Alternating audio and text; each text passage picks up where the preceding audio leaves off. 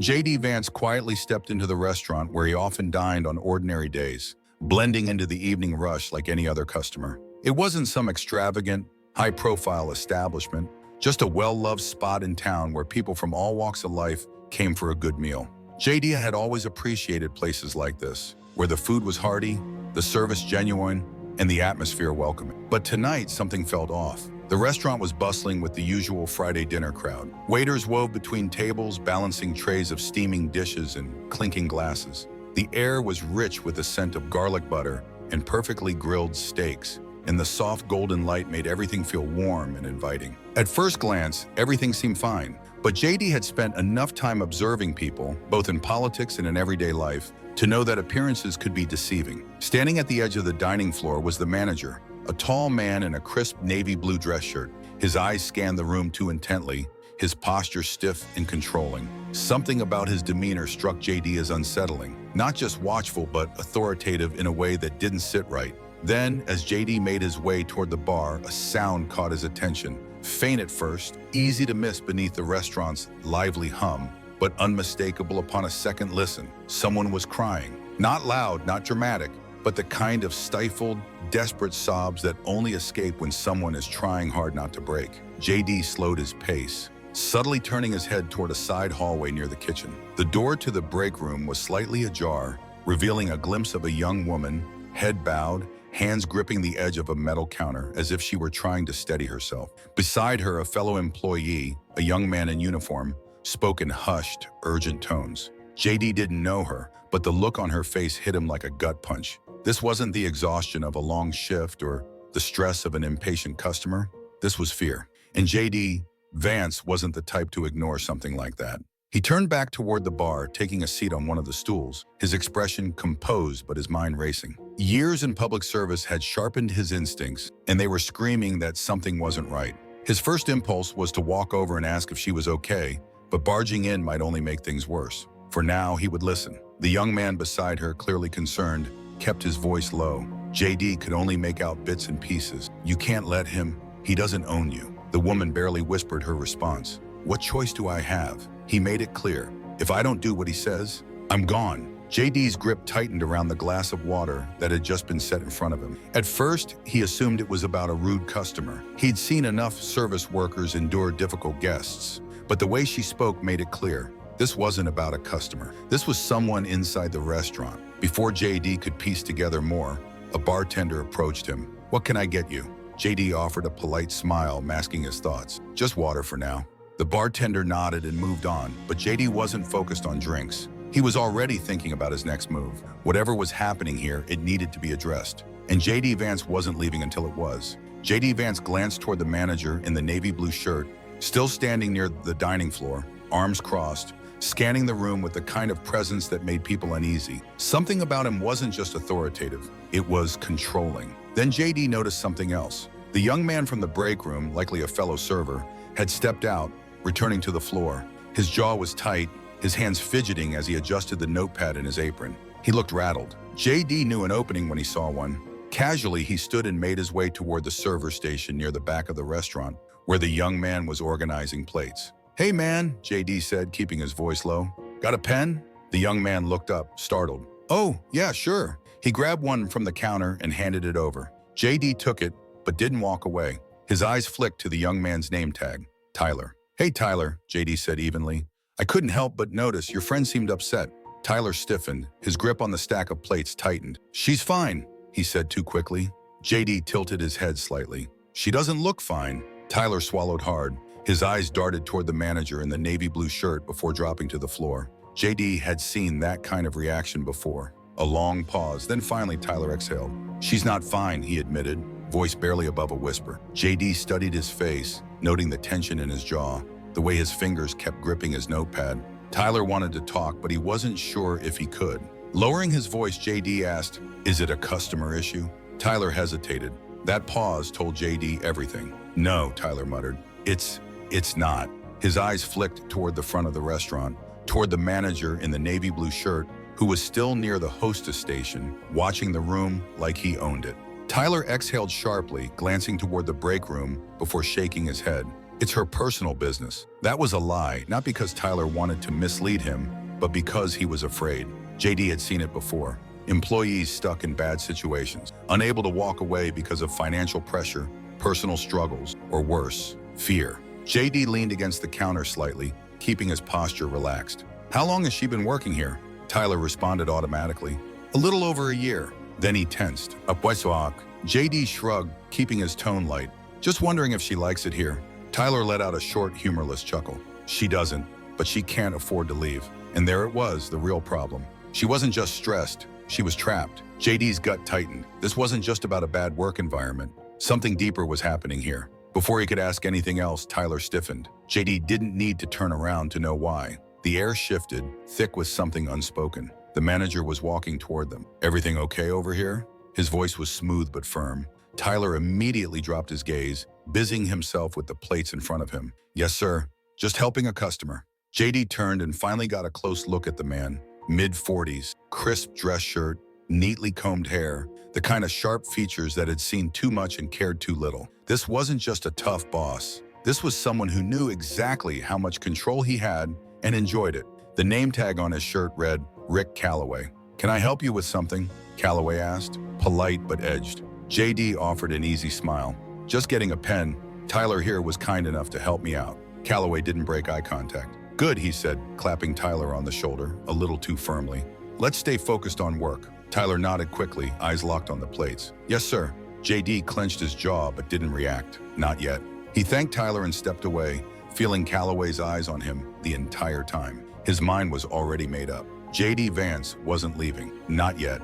Not until he figured out exactly what was happening in this restaurant. Stepping outside for a moment, he let the cool night air take the edge off his frustration. From the outside, it probably looked like he was just checking his phone. In reality, he was thinking hard. Something didn't add up. Emily was terrified. Tyler was hesitant. And Rick Calloway, that man had the look of someone who thrived on control. JD had encountered plenty of bad managers before, but this was different. This wasn't just poor leadership, it was calculated.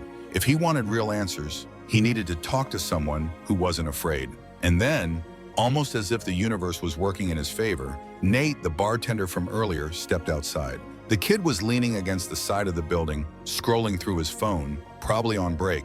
JD saw his opportunity. He walked up casually, hands in his pockets. "Long night?" Nate looked up, startled, then relaxed when he recognized him. "Yeah, Fridays are always nuts." JD nodded, leaning against the wall beside him. "Mind if I ask you something?" Nate hesitated but shrugged. "Sure." JD kept his voice light. "Your manager, Calloway, what's he like?" Nate's expression darkened. It was quick, just a flicker, but JD caught it. "He's, strict," Nate said carefully. "Likes things done a certain way." JD tilted his head. "That normal for managers?" Nate exhaled, glancing around as if checking for eavesdroppers. Then lowering his voice, he finally said something that made JD's stomach turn. "He makes Emily stay late, alone." JD's muscles tensed. "She's the only one?" Nate nodded. "Yeah, and he's always talking to her like she owes him something. I've seen it, man. The way she tenses up when he calls her into his office, it's not normal." JD clenched his jaw. He had seen this before. A man in power playing twisted games, targeting the vulnerable, making them feel like they had no choice but to obey. Taking a slow breath, he forced himself to stay calm. "She ever say anything about it?" Nate shook his head. "No, but she doesn't have to. We all see it." JD exhaled slowly. This wasn't just a bad work environment. This was a predator, and that changed everything. He patted Nate on the shoulder. "Thanks for telling me. You're a good guy." Nate gave a half smile but still looked uneasy. JD turned, glancing back at the restaurant. Emily was still inside, still under Calloway's control. And now JD knew exactly what he needed to do. He wasn't waiting. Not when he had seen this pattern before. Throughout his career, JD had dealt with his fair share of power-hungry men who twisted the system in their favor. He had spent years watching how corrupt leaders operated, preying on those who felt they had no way out. And tonight, he wasn't going to let it slide. Pushing open the glass doors, he stepped back inside. The restaurant had slowed down, the dinner rush winding to a close. Fewer customers, fewer witnesses. But Calloway was still there, standing near the server stations, scanning the room like he owned it. JD's footsteps were steady as he crossed the floor. He didn't stop at the bar. He didn't hesitate. He went straight for Emily. She was mid-conversation with a customer. Her voice was steady, her hands controlled, but her eyes looked hollow. The moment she saw JD approaching, she tensed, like she expected trouble. JD's voice was calm but firm, loud enough for the customer to hear. "Excuse me, I need to speak with you for a moment." Emily blinked, confused. I'm with a customer, sir." The woman in front of her frowned. "She's helping me right now. You can wait." But JD Vance kept his eyes on Emily. "It's important," and she knew. She swallowed, apologized to the customer, and stepped away from the counter. Calloway noticed immediately. JD saw him straighten, eyes narrowing. He didn't like losing control. Emily led JD a few steps away, fidgeting with the edge of her apron. What can I help you with, sir?" JD took a slow breath. "I know what's happening." His voice was low. "You don't have to say anything. I just need you to know you're not alone." Emily flinched. For just a second, she looked like she might break, but then she shook her head, forcing a tight smile. "I don't know what you mean." JD wasn't giving up. "Calloway, the late shifts, the way he treats you, I know it's not okay." Her fingers curled into fists. Fear. That's what this was. And fear meant she thought she had no way out. "I can't," she whispered. "You can," JD said firmly. "And you will, because I promise you, he's not untouchable." Before Emily could respond, a shadow loomed beside them. Rick Calloway had arrived. His expression was cool, but his eyes were sharp with irritation. "Is there a problem here?" His voice was polite, but JD could hear the warning in it. JD didn't turn to face Calloway immediately. Instead, he kept his focus on Emily, watching how she shrank slightly at the sound of his voice, how her fingers clenched the hem of her apron. That reaction told JD everything. Now it was time to act. He turned, keeping his face neutral. "Just having a conversation." Calloway's smile didn't reach his eyes. "Well, Emily has a job to do. She doesn't have time for private discussions." JD caught the way Emily flinched at the word private. That was all the confirmation he needed. His stance shifted just slightly, squaring his shoulders, his presence suddenly taking up more space. "Actually," JD said, his voice steady, "I think we should have a conversation right now." Calloway's smirk faltered. "Excuse me?" JD reached into his pocket and pulled out his wallet. He flipped it open, revealing his vice presidential credentials. Emily gasped. The servers nearby froze. Calloway's face drained of color. "My name is JD Vance," he said, his voice calm but firm, "and you and I need to talk." The restaurant fell into stunned silence. Customers glanced over, sensing that something far bigger than a simple workplace dispute was unfolding. Employees exchanged wide-eyed looks. Calloway blinked rapidly, his mouth opening, then closing. For the first time, the man looked nervous. "Sir, I didn't realize—" "No, you didn't," JD interrupted. "And that's the problem, isn't it?"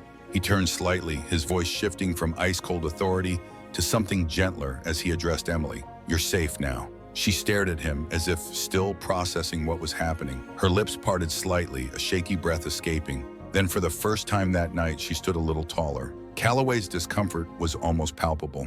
"Sir, I assure you there's been a misunderstanding," he stammered, scrambling to regain control.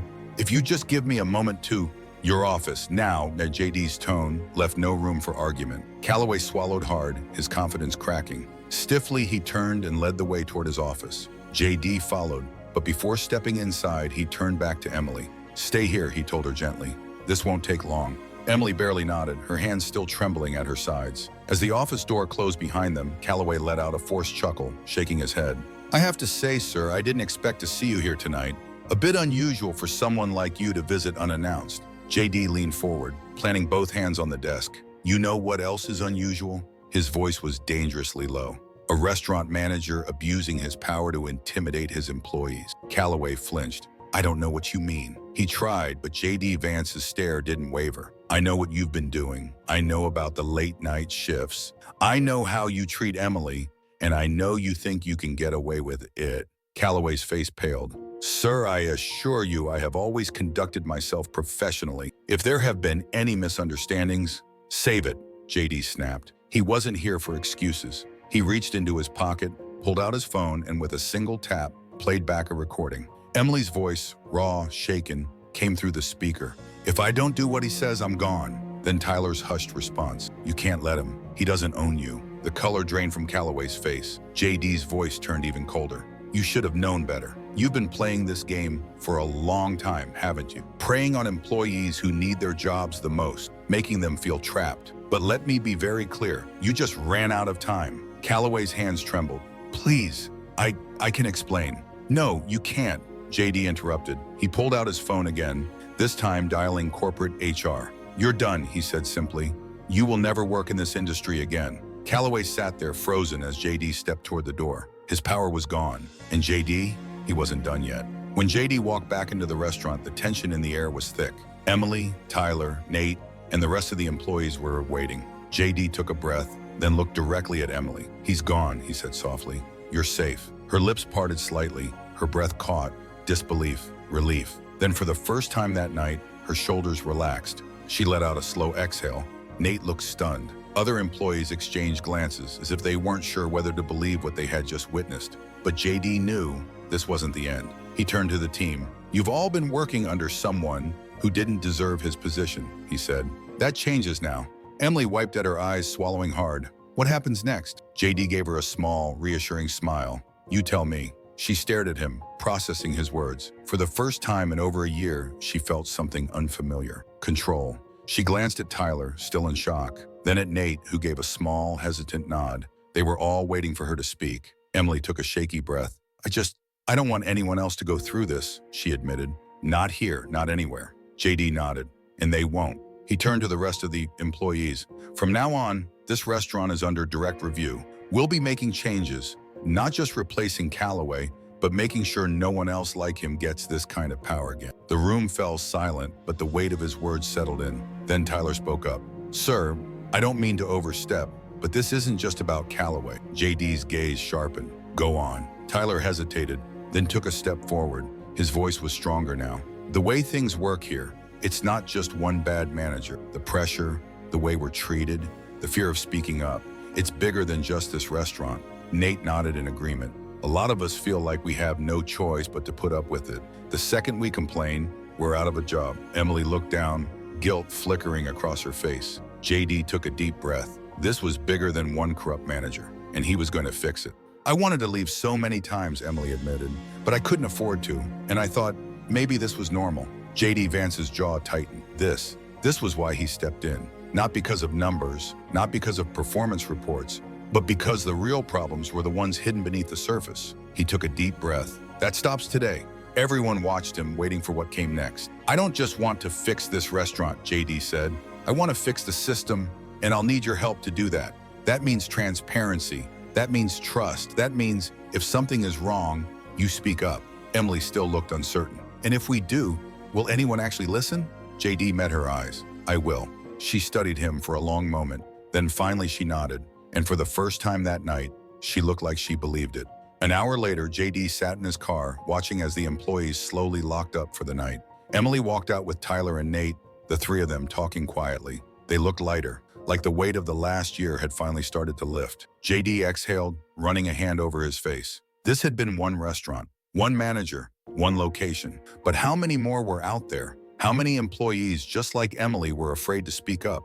How many times had he looked at a report and thought everything was fine, when it wasn't? Being a leader wasn't just about profit margins or efficiency, it was about people. And tonight, JD had been reminded of exactly why he did this. Too often, people in power looked the other way. They saw employees as numbers, not human beings. But leadership isn't about control, it's about responsibility. So if you ever feel trapped in a situation where someone is abusing their power, speak up. And if you see someone else struggling, don't stay silent, because sometimes all it takes is one person to break the cycle.